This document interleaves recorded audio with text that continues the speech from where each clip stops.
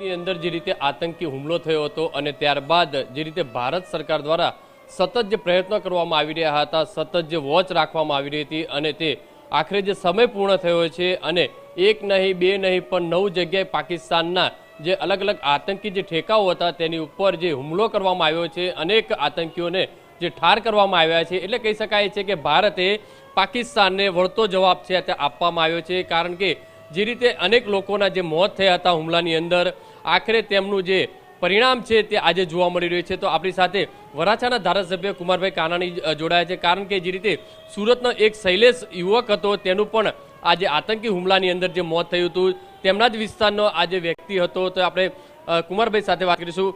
કાકા, આખરે જે ભારત સરકારે જે લોકો ઈચ્છી રહ્યા હતા તે કરી બતાવ્યું છે?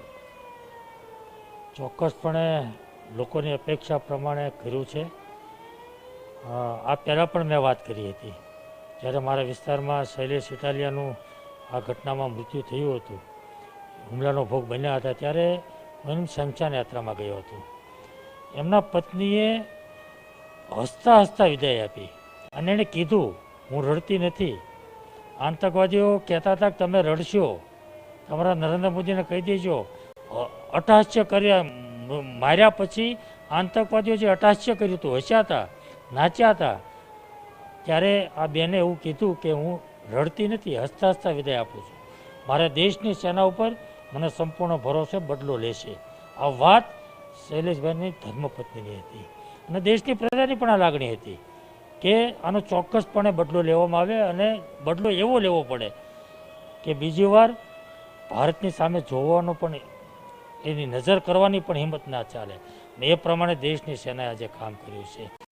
જે બહેનોના સિંદૂર ભૂસ્યા છે, લૂસ્યા છે એણે આતંકવાદીઓએ, એ ઓપરેશન સિંદૂર દ્વારા એનો ખાત્મો બોલવામાં આવ્યો છે। 9 જગ્યાએ આતંકવાદીઓના ઘરમાં ઘૂસીને માર્યા છે અને જે રીતે એનો બદલો લીધો છે, હું સેનાને ખૂબ ખૂબ અભિનંદન આપું છું અને આજે આખા દેશ આનંદની લાગણી અનુભવે છે। કાકા, જે આતંકી જે આગેવાનો હતા, જે કહી શકાય આતંકીઓના જે આકા કહી શકાય, તેમને પણ ક્યાંક જે શંકા છે કે આ ઓપરેશનની અંદર તેમનું પણ ક્યાંક ને ક્યાંક ખાત્મો થયો છે? ચોક્કસપણે એના અડ્ડાઓ હતા એટલે હોઈ શકે છે, પરંતુ હું એવું ચોક્કસપણે માનું છું કે આજે આ નવું ભારત છે।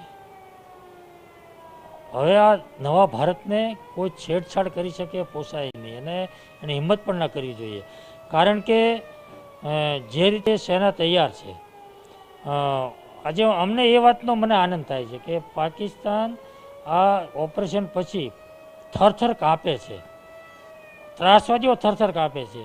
કાલે મેં એક ઇન્ટરવ્યૂ જોયું, એના પાકિસ્તાનના વિદેશ પ્રધાનનું ઇન્ટરવ્યૂ ચાલતું હતું, ચાલુ ઇન્ટરવ્યૂમાં એની આંખમાં આંસુ આવી ગયા, રડી પડ્યા।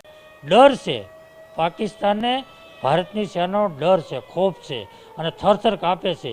એ વાત જ્યારે સાંભળીને વાત જોઈએ ને તો આપણને આનંદ થાય કે આપણી સેના કેટલી મજબૂત અને કેટલી સક્ષમ છે।